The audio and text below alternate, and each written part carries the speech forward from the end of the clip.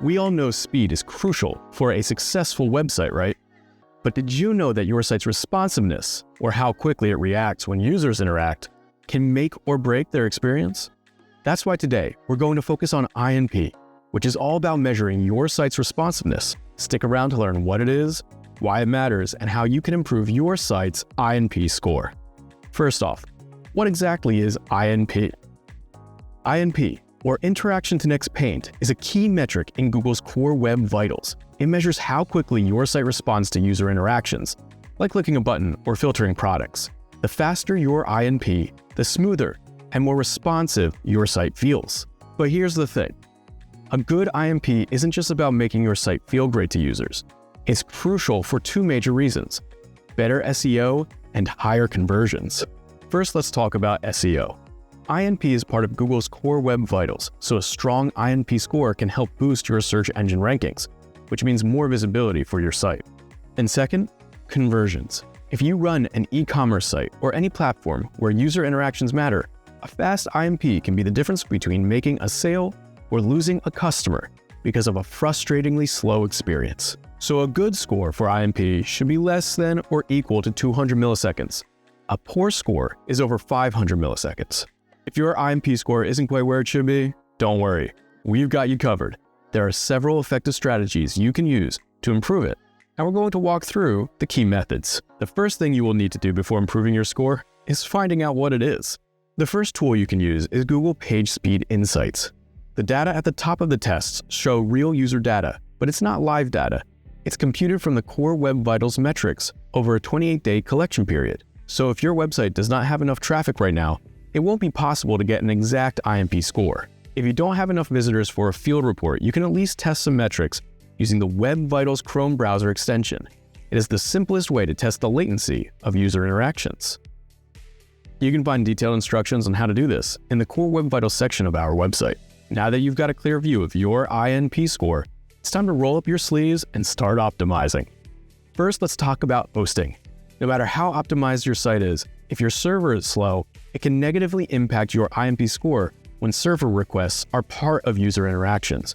Choosing a high-performance, low-latency host, especially one optimized for WordPress, is crucial. Now let's talk about JavaScript.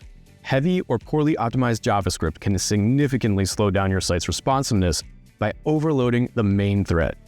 The main thread is responsible for processing user interactions and rendering the page, so when it's busy, your site feels sluggish. To address this, the best approach is to use asset management to remove unnecessary JavaScript files from specific pages. This means you need to know which scripts are essential and which aren't, which can be a bit time-consuming. Another important step is to make your code more efficient by breaking down long tasks and letting the main thread handle more urgent ones. However, these changes can only be done by the script developers. On the other hand, you can also help your INP by minifying and deferring JavaScript files so they don't block rendering. Another trick is to delay loading JavaScript until the user interacts with the page, like when they click or scroll. WP Rocket's Delay JavaScript Execution feature makes this simple. Just remember to exclude the important scripts needed for earlier interactions, like menus, so your INP score doesn't take a hit.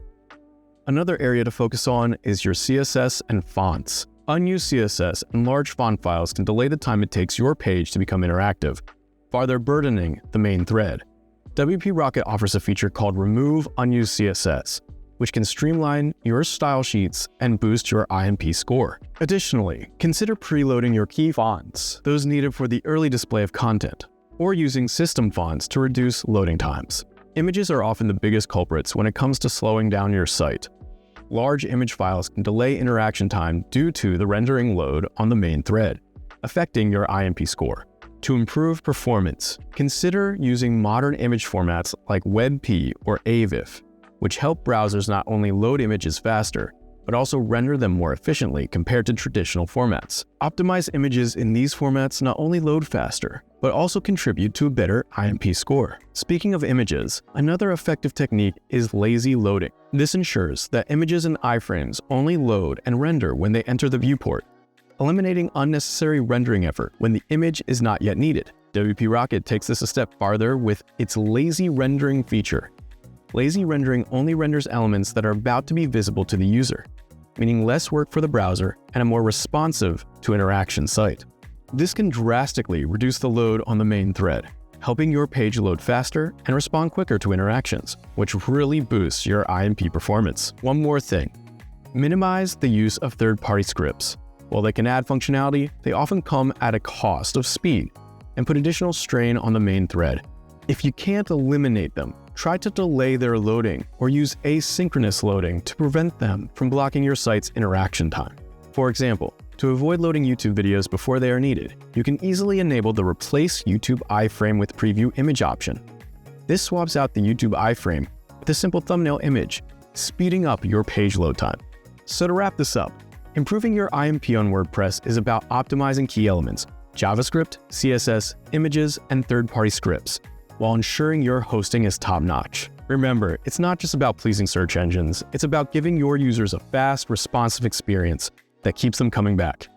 Keep testing, keep optimizing, and your users and your bottom line will thank you. Thanks for watching.